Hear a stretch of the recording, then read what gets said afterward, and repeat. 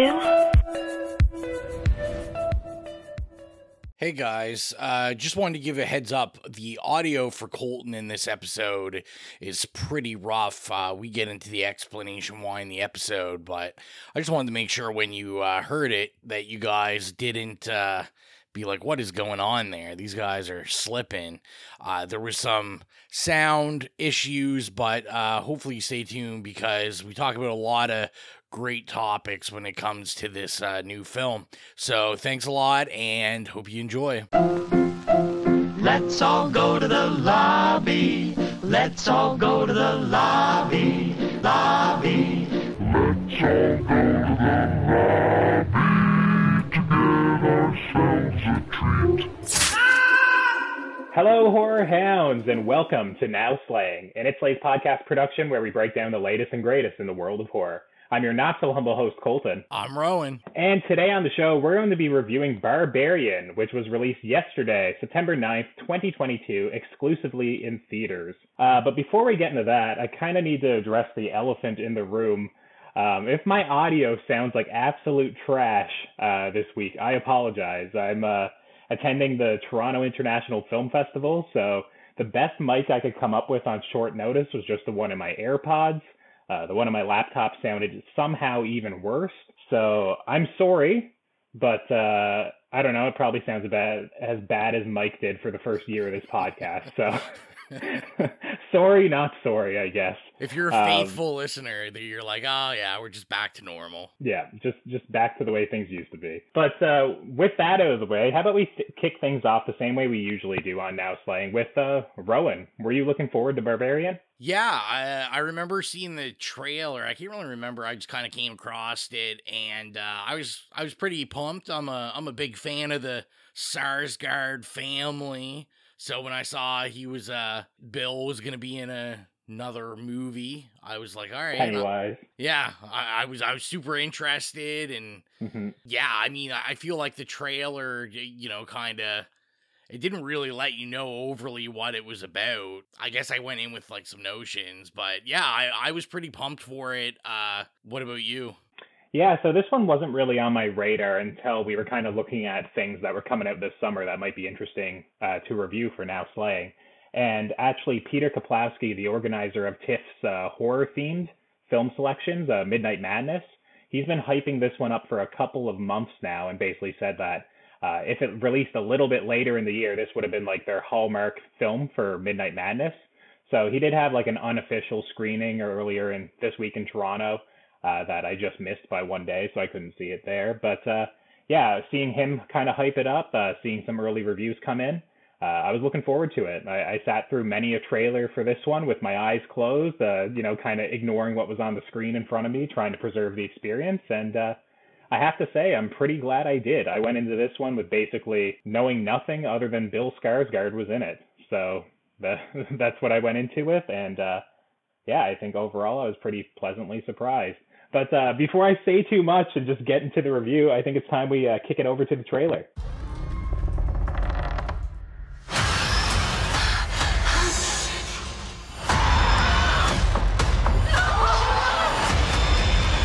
We need to go now.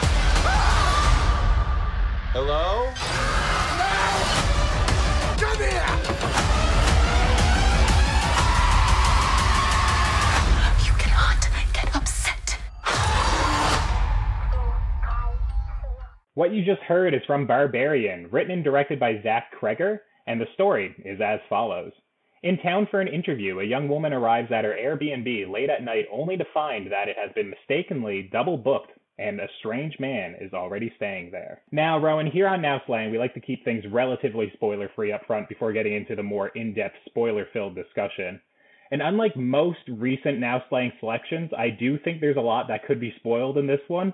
So let's do our best to kind of tiptoe around this. Let's maybe keep it brief and try and preserve the experience for our listeners. With all that said, Rowan, what are your spoiler-free thoughts on Barbarian? I'll start off with which is something you usually don't hear from me, but really happy about the cinematography. So I had looked ahead, just kind of looking at the listings of the crew and stuff before I went in, and I'm always looking at that stuff on my phone, like when I'm waiting for the lights to go off. And, Gotcha.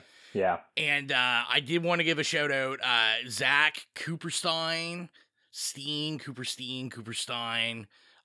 cinematographer, and he does probably one of my favorite modern horror movies, The Eyes of My Mother. Oh, yes. Okay. It's the same guy, which is interesting because it's shot very different. It doesn't look anything like that film, but both equally, like, very well done for kind of low budget, these aren't like big box office smash budget horror movies. You're stumping me, man. You're stumping me. I gotta like. But you like the cinematography. Did you like anything else about the movie? Yeah. Now, what you guys would expect me to come in is the score. I really did enjoy the score. It was pretty immersive. I thought it was really well done. It wasn't like anything crazy, very like subtle. There was a couple spots where I got a little too excited, I think, because there was a couple spots that I'm like, oh, like, are we going to get into like some It Follows territory on this score? And then like it kind of never actually goes that route. And I think that was just me connecting it. I mean, it's not a spoiler to say this movie's set in Detroit, so it's another Detroit set horror movie. Yeah, it seems like Detroit is just like the prime real estate for horror movies of the last 10, 15 years. Obviously, there's other ones back in the past, but this is a very common setting nowadays. These rundown, derelict sections of Detroit. Yeah, I feel bad for Detroit, really. I mean, I don't. Last time I was there, I was like, fuck this place. But that's because the driving was terrible there. I do have a question for you. I was interested. Yeah. Are you very familiar with Zach Cregger? So I searched up his filmography after the fact because this was kind of when I was watching it. It almost felt like a Mimi Cave or something like that, where it was a first-time director with like a horror movie. And I was like, shit, why have I never heard of this guy? And then I checked, and he does have some other credits. I have seen Miss March. I did see that like back in the day in theaters when it came out. But obviously, that's a very different movie than this. Like, he hasn't done any other horror stuff, has he? No. Yeah, no, I was just asking because I didn't know him per se. I've never seen anything else he's done. I didn't see Miss March. I was vaguely aware of Whitest Kids You Know, which is the comedy troupe he's part of. I knew I've heard of it, yeah. I know they had a show, like, I think it was only like a season or two, like, it got canceled. But I remember seeing, like, I think there was like a skit or two that went viral from it, like, whenever that came out. And so I was familiar with the name, and I was going to say, it's interesting you brought that up, because like you, I think kind of my hype up into this was, I'm like, oh, a guy from comedy. And it's just, I went directly to Jordan Peele. I'm we're doing the first horror. I was like, can we get like a 2 for 2 here? Like, are the comedians just who we need to go to for fire horror movies? And we'll talk about it more in the spoiler section, but I think this film in general, there is a lot of, connective tissue to Mimi Cave and Fresh. I felt while watching this that was probably the most similar thing I have kind of seen, not in subject matter, but just kind of the feel of it and what Zach Cregger does with this film. I guess I'm gonna breathe a little bit. I'm gonna let you talk about your thoughts here for a second, because I feel like the rest of it will kind of end it into the spoilers. Gotcha. Okay.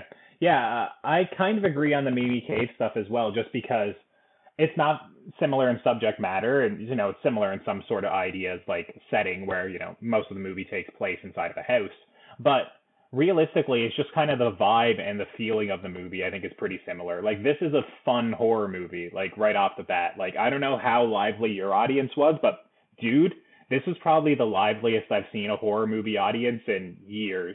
Like, people were screaming, people were laughing, people were talking to the movie, like, no, don't go in there, shit like that. Like, it was just, the crowd was electric. Like, people were absolutely eating this up the entire time. So that was really fun to sit through. And it reminded me of when I was watching Fresh earlier this year, just how much fun I was having watching it. I didn't see it in a theater, but I saw it at a film festival online, and just even the online chatter around it, people were loving it. Which kind of leads me to say, like, similar to Mimi Cave, I thought this was a very confidently made movie.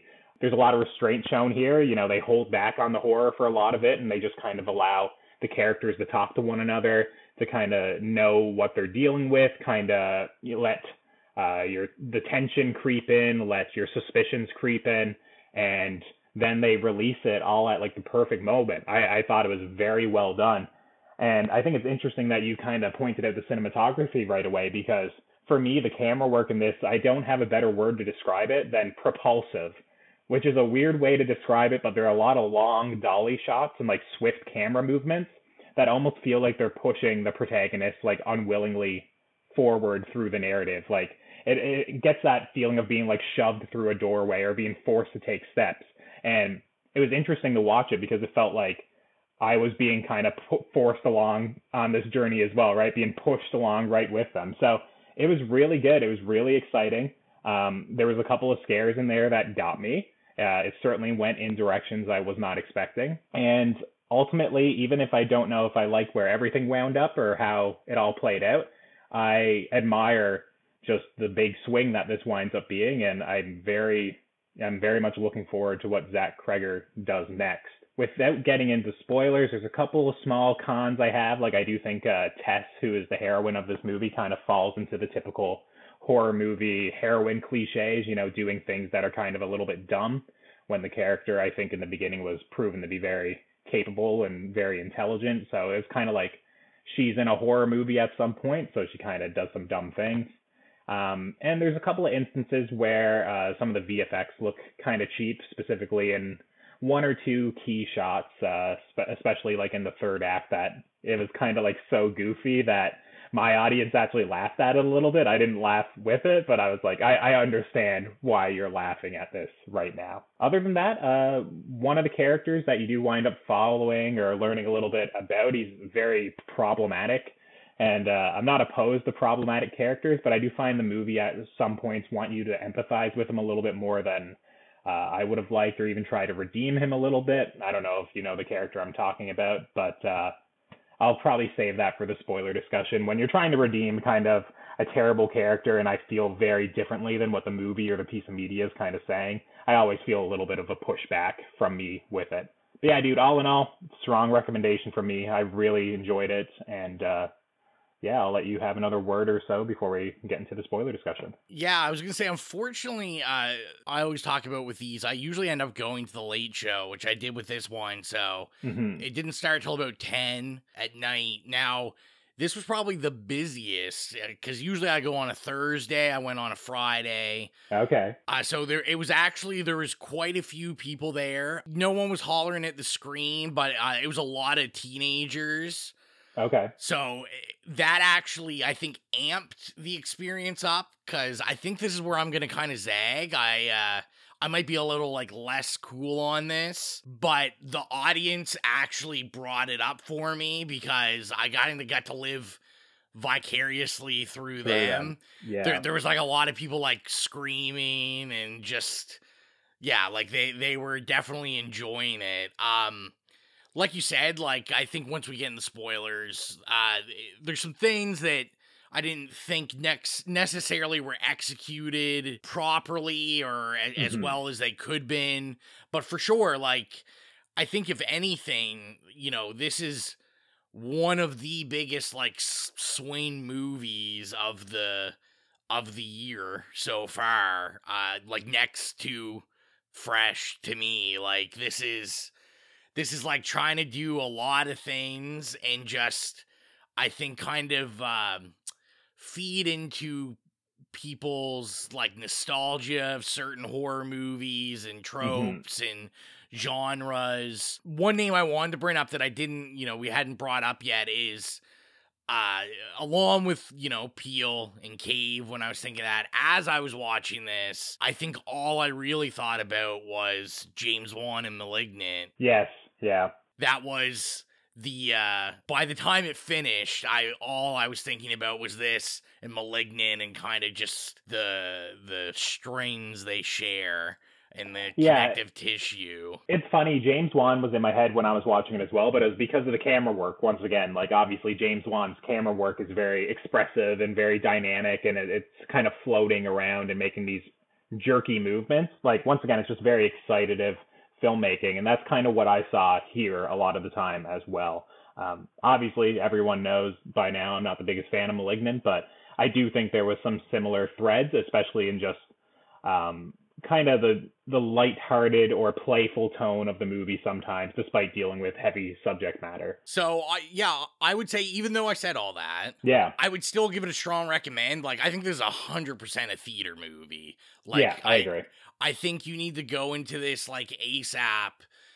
Before people are posting on social media and stupid podcasts are posting episodes about it and telling you everything, like you need to go in as blind as possible and go see it. So I would also strongly recommend it. Yeah, so if you have listened this far, I strongly recommend the movie. Do not listen to our spoiler discussion. It's not like an M. Night Shyamalan movie where we're going to be sitting there waiting for a big-ass twist, but there's still a lot of things that can be spoiled, and you should experience them in the movie theater. This is actually a well-done trailer that doesn't give away the whole conceit and the premise of the movie. So I would highly recommend going to see it, and don't listen to our spoiler discussion until you've seen it for yourself, or you're not going to go see it. So with that, I say it's time we cut to the spoiler discussion. All right, Rowan, we are here in the spoiler discussion for Barbarian. I always kind of kick it over to you and let you have your say. What have you been dying to kind of spoil for our listeners? What do you need to get out of the way right off the top? We talked about the Mimi Cave similarities where, I think our first major twist, that's where I'm like, oh, okay. Like the first half of this movie plays out almost exactly like Fresh, where it's kind of this like quirky romantic comedy feel, like just very, I don't want to say kind of romantic comedy, more like a mumblecore romance or something, just kind of like a Gen Z like romance thing. And, we got the Airbnb stuff going, and there's a lot of, Cregger did like a really good job at like misdirecting everything. Yeah, I agree. Where like the entire time we're kind of just like, all right, like Sasgard's creepy. There's something creepy going on here. But, like, the more we dig into it, it's like, nope, he's not creepy. Like, don't believe it. And then when you're like, oh, wait a second, this weird thing happened. So, obviously, as watchers, we're like, okay, like, at some point, this is going to turn, and he's, like, some, crazy serial killer. Yeah. And then we get, like, the total tonal shift in, kind of the first twist. Yeah, the big part in the movie, or a big kind of feather in the cap of this movie, I could say, is that I thought for sure as I was watching that Bill Skarsgård was going to wind up basically being like, oh, I built this nice Airbnb. I do this all the time. I lure women into a false sense of security, and then I lock them in this murder rape dungeon that happens to be down in the basement or something. Even like literally right up until he gets killed and gets his head smashed up against the wall, I thought he was complicit. I thought he was a part of this, like, the entire time. And it's just genius casting of getting Bill Skarsgård to play that role, because obviously, in my head, there's the association with Pennywise, and in that role, he's just he gives such, like, a good physical performance that he's just creepy and unnerving all the time. Yeah. And even though in this movie, he's doing, like, the quote-unquote nice guy, he's trying to play everything cool and trying to make her feel as comfortable as possible, that still comes off as creepy to me when I'm watching it, partially because of the casting, but partially because of movies like Fresh or like real life scenarios where, serial killers are known to be womanizers and be very charming and whatnot, that I was kind of watching and I didn't believe them the entire time. I was waiting for the twist. And the thing is like, as far as we know in the movie, Keith, Bill Skarsgård's a good guy. He never did anything. He wasn't part of it. So that was a pretty wild twist to me, but more so the mother character or the mommy or whatever you want to call it, kind of storming up this dark hallway when I did not expect there to be any sort of like monstrous or weird humanoid characters in this movie, and just smashing in Bill Skarsgård's head and then a hard cut to like Justin Long, and I'm like, oh, there's more characters in this movie. Like, this is a much larger world than what we've been kind of creating. I was just like, I was shocked. I couldn't believe it. Now, I don't know if I love all the facts there. It does it another time later on. I don't know if I love all that, but it's like, it's such a big swing to essentially reset your movie. Similar, once again, to Mimi Cave and Fresh after like 40 to 50 minutes in. It's just like, oh no, we're starting from, square one again. We're starting all over again, new characters. It's pretty wild. What do you think of Justin Long's character? Yeah, I mean, I love Justin Long. Like, there's not much. There's no time Justin Long comes on screen and I'm disappointed. I mean, I thought he did good, like, as an actor. I think he's just naturally comedic. And that's definitely what you wanted for the role. The character, like we said, is very problematic. Yes, this was the one I was alluding to in the spoiler-free discussion. Yeah, like, so there's commentary. He's an actor, and like he's basically like getting Me Too'd, and there's all this news reports coming that he like raped an actress on that's part of some show, and which is fine. Like, I mean, I think if anything, we've kind of learned that these especially recently, like, these new directors have been pretty good at handling like heavy subject within horror. Yeah. And I think like a lot of this, I think Zach dropped the ball. I don't think he really wanted to say anything about anything. He also has a thing about like gentrification and like this whole cycles of abuse and sexual abuse and that's kind of what really kind of irked me the whole second half. It wasn't even so much that he dropped the ball and didn't say it, but I thought there were some weird tones to it where I was like, I don't know. I kind of felt a projection from as a director and the creator of this, where I was like, I feel like me and him wouldn't agree on some of these subjects. Like, he's way too sympathetic. Like you said, it was weird choices where it was like, the movie kind of wants you to be like, oh yeah, like, you shouldn't be ruining this guy's livelihood and like all. Yeah, it's just what happens, man. It's it's locker room talk. That's what boys do.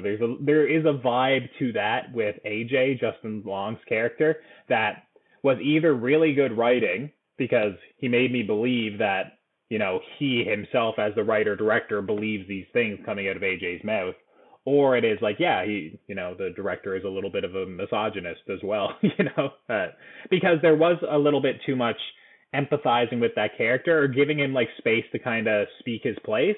Like, they're trying to get you to care for the character right before he essentially pushes Tess to her death, like off the top of, that oil drum, right? Like, and that could be for a very harsh comedic beat because the movie has been very comedic and been dealing with those tonal shifts quite well throughout the rest of the movie. Or it is you are actually supposed to empathize with the character a little bit. And that's the thing. I don't know specifically which way it's supposed to go, but like the movie itself was trying to make me empathize with a rapist that didn't really deserve to be empathized with from what I was gathering, I guess. When I was watching, I had thought, like, I think it was just the tonal shift really reminded me of Don't Breathe 2, where I was totally uncomfortable that entire film. Oh, yeah.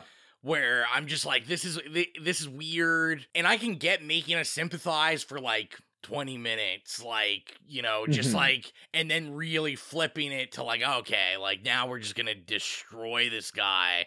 But that, like, never really comes. Even the death of Justin Long in it isn't really like that satisfactory. Oh, that's where I'll push back a little bit on you. I do think that we were supposed to empathize with him to some degree, but I did get kind of like he was smiling, like, he was taking pleasure in like having the mother character like gouge out his eyes and like crush his head like a watermelon or something, like I did think he was enjoying that. Like, I think we were supposed to like laugh at it and be like, yeah, he got what was coming to him type of thing. But like, there are just moments in the script where I think he goes a little bit of a step too far, and I don't know if he's winking at us and basically being like, I know this guy's fucked up, look at how fucked up this guy is, or if he's like actually believing what's coming out of his mouth at times, I guess.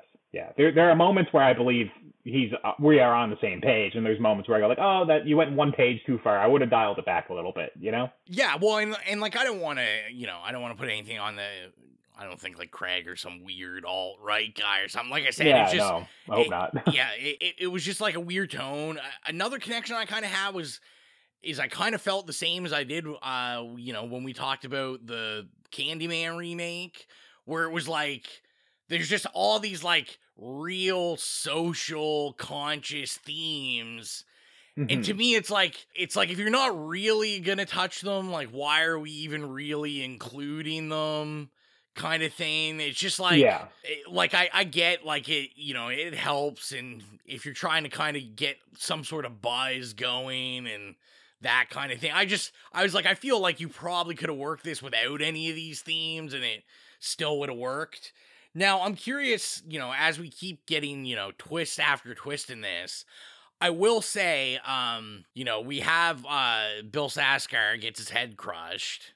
I was kind of done with the twists. The twists really didn't hit after that for me. I was just kind of like, yeah, I really think the second half was the worst half of the film.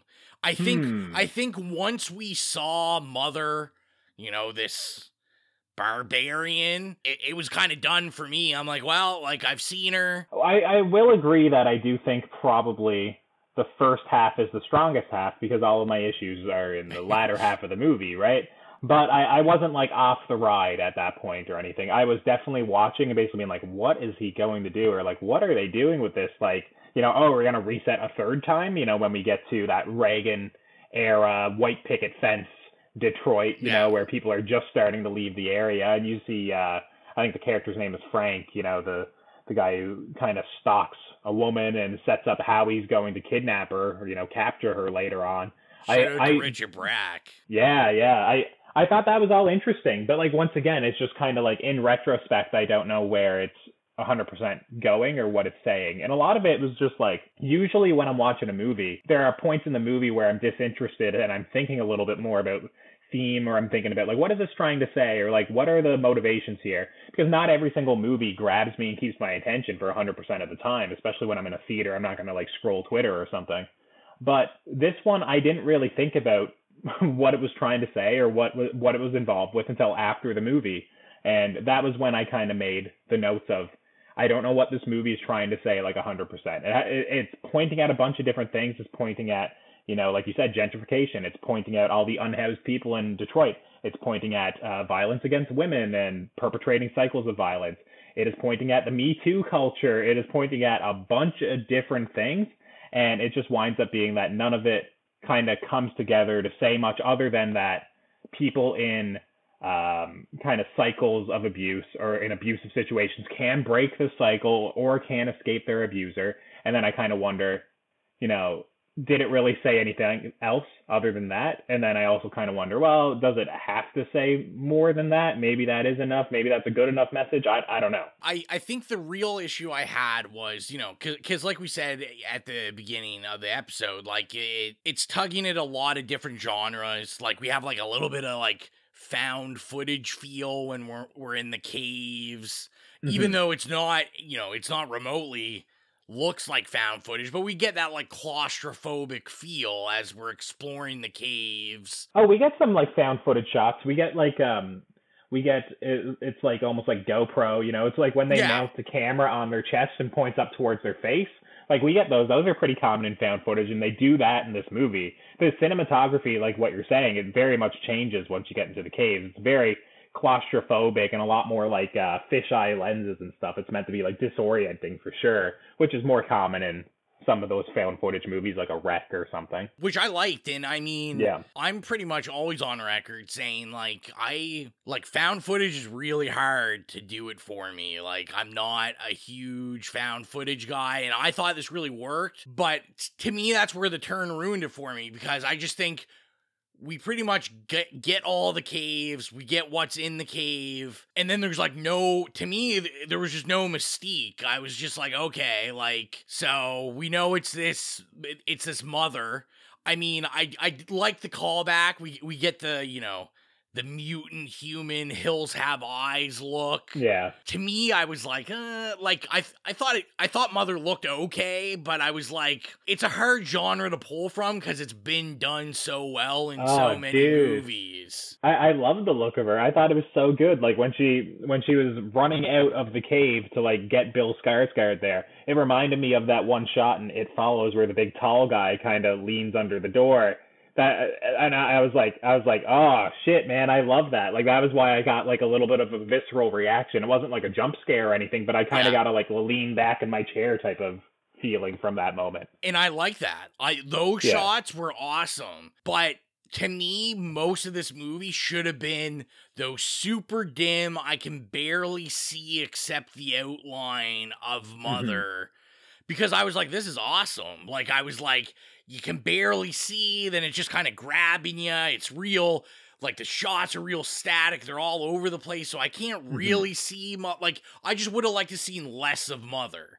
I would have liked it to be a little more mysterious and just a little more frightening, because I don't know what she fully looks like, and she's just kind of popping out of the shadows and, like, grabbing you and throwing you, and that's kind of where the movie, they make a distinct choice to do that, right? Like in the third act of the movie, they're very much trying to humanize Mother within the last, I don't know, probably 5-10 minutes of the movie, right? They're basically saying like, oh, well, she was forced to have children herself, and then those children were taken away from her, or whatever happened to them, we don't know. And obviously she just wants to care for Tess and wants them to nurture them essentially. So even the very ending where, Tess is killing her, putting the gun up to her head, it's treated as like a mercy killing type of thing rather than like a super like, yeah, fist pump moment. She got the monster, right? It's basically like, I can't go back to where you're going, or I can't go back to where all you've ever known, right? So it just puts her down, right? Like a sick dog or something. But I will agree that some of that, once again, that's where I don't know fully what the movie's saying 100%. It doesn't necessarily work for me. We're supposed to empathize with this severely abused and malformed character that winds up being like a creature throughout these cycles of abuse and inbreeding and whatnot. But also 5 minutes earlier, he's trying to have us sympathize with an abuser, in AJ's character. So it's just, when you kind of pick into it a little bit more, there's aspects I don't like fully. But I will say I liked basically everything right up. And when the credits rolled, I had questions. But before the credits rolled, I didn't have any questions. I was along for the ride the entire time. You say all the mystique is gone from the movie, like when Mother is revealed and you kind of know that she's, caring and tending to these people that she captures.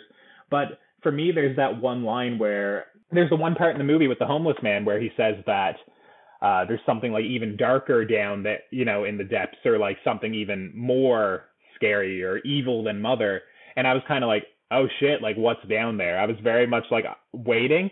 And now I don't know if I think the reveal pays off, but I did kind of like, oh, okay, basically the homeless guy, he did have some knowledge of what was going on there. If he was going to say that old man from the Reagan, era flashbacks is like far more evil or far darker than Mother herself, right? I could have done with some more of like all the Richard Brach like stuff. Like I probably would have liked that stretched out a little bit.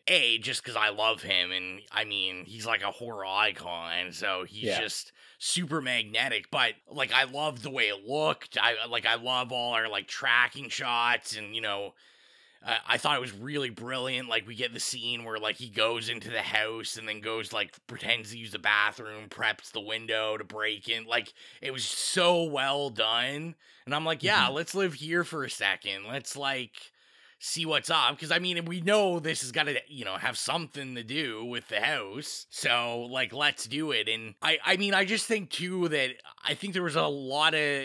The reasons that I don't think it succeeded are why it succeeded. I just think... There was a lot of ambition, and I think there was a lot of things that it's like, I'm sure once this started getting put together, it's like, well, we got to like shave this down. We got to shave, like, this movie can't be a 6-hour movie. Like, we got to do, and I mean, I don't think we've even, we've talked about the comedy, but I think the biggest nod for this film is just camp in general. Like, it wants to be a campy, fun time in the second half. It's like it wants you to get a kick out of the twists, have a good time in the theater, be like, what the fuck? And which, you know, is very lends itself to these, you know, mutant human type movies, something in the cellar, like they want you to have a time with it. And yeah, like I said, like I think I said when I came out of it to myself, I'll be very interested in if he pursues horror again, like what his second outing would be with this under his belt now. Yeah, no, I can't wait to see what he does next. I don't think it's as big of a hit as like Fresh or like Watcher or something like that. I'm just trying to think of like first time horror filmmaker stuff that came out this year. But I did really enjoy it. It's one of those movies that if I never had confusion on like the themes or like if it just kind of all came together a little bit better in the end to me, this would be, you know, one of the best horror movies of the year. Right where it is now, it's like, yeah, it was very good. It was enjoyable. And like I said, this is the most excited I've seen an audience in ages for a horror movie. Like, you know, when I went to see Nope, like it seemed like I was in a funeral or something. Everyone was just so bored and placid. Like people were losing their fucking minds at this movie. So that was incredibly fun to be around as well. Like, and it was basically like the whole part of the theater I was sitting in was absolutely packed. Like, you know, there was a couple of rows near the, you know, right at the front that weren't, but everything else was packed and people were eating this up. So yeah, maybe it's part of the experience as well that I just loved it so much, but I thought it was, yeah, I thought it was a great time. I really enjoyed it. I worry kind of how it's going to be on a rewatch once you know all the twists. Yeah, it might be on a rewatch that like that first 40 minutes or the first half is now less than, because you know that Keith, you know, Bill Skarsgård's character is not part of it. Where the movie is very much trying to have you lean into thinking like there's something off with this guy, right? So yeah, I don't know. I do think a lot of the character work and the writing there is still really strong between them. So that's the thing. It's like, even on a rewatch, I know that he's not complicit in whatever's going on in the basement, but it's just still, it's really good character work, which is so funny that I think that the character work between Tess and Keith is so strong, but then AJ's is so, it's not weak. I know what the character is, but it's just like, I'm not sure where it all comes together or where the filmmaker and the writer and whatnot stands on the issues. But then it's like, maybe that is really good character work as well. I don't know. Jury's out. But yeah, what do you think, Rowan? Anything you need to say about Barbarian before we get into rating this? No, I mean, hopefully everyone that's listening this far went and saw it, and then you didn't just spoil a bunch of stuff for you. Yeah, hopefully not. And the one thing I guess I'll mention is the Be My Baby needle drop, you know, smash the credits. That's moments like that make me think that the movie knew what it was doing the entire time. So I don't know, maybe on a rewatch I will feel better about what the kind of the tough issues this movie comments on, and basically I'll be like, oh, this whole thing is supposed to be tongue in cheek. And if that's the case, you know, maybe it will get a little bit of a bump for me on a rewatch. So I'll have to see. I definitely will rewatch it at some point. But yeah, if you're new to the podcast, our review rubric is nay, okay, yay, or slay. So Rowan, what would you give Barbarian? What a time to be alive when we have amazing horror movies come out, like one after another, essentially. We get The Invitation, then this. Like, we're blessed. We're blessed. Oh, no. No, I'm just kidding. Go see this. Don't go see Invitation. Even though I said I think I was a little less hot on it than you, I mean, I'm still giving it a yay. Nice. I think this was probably the most fun I've had in the theater possibly this year. Yeah, okay, maybe. I don't know. I'll have to really think about that longer and deeper. Because yeah. I did really enjoy, like, Scream, and I did really enjoy Nope and stuff, but... This was far better than I expected for just a movie that was kind of like, oh, here's a movie coming out. You know, I think if hopefully Zach Cregger continues to, you know, take this horror route, because I think he could definitely be like a strong auteur of like some campy fun and just, you know, really have a time. Now, I will say I've seen on the internet some arguments about, you know, I've seen the argument start, Malignant is better than this. As someone that loved Malignant, I will say, like, this is the better film. This is... oh, thank you, Rowan. Thank you. This is more... Malignant is a great time, but this is also, I think, in that same vein, campy and fun, and if you're a horror fan, like, you're gonna get all the genres that they're teasing. And like I said, I think the early shots in the cave are some of the most effective horror so far this year. I just think it was really, really well done. And those were the moments that pulled me from an okay to a yay, where I was like, even if he missed on some stuff, like, this guy does have an eye for it. Like, he does, you know, maybe refine it a little bit, you know, maybe try to compact the story maybe a little bit. Yeah. Less, make it a little more simpler. And then, you know, I do want to say, like, you know, both of us kind of said, you know, stuff about, like, all the social commentary and all that stuff. I also feel unfair to judge any director. These directors live in a time that Jordan Peele exists. True. They're kind of forced to put social commentary in their movies, even if they don't know 100% where they stand on it sometimes, you know? And you're not going to do it as well as Jordan Peele. No, not as well as him, no. He is, like, essentially the master at it. So, unfortunately, it's like, yeah, I compared him to that, and then I'm like, oh, man, like, you know, Jordan Peele would have just fucking killed this. And then, you know, he's not Jordan Peele, so I don't expect it. It came fine. So, yeah, yay. Go see it. It was a good time. What about you, Cole? What's your rating of it? Yeah, honestly, for this, for Barbarian, I was teetering on the edge of a sleigh as I was watching it.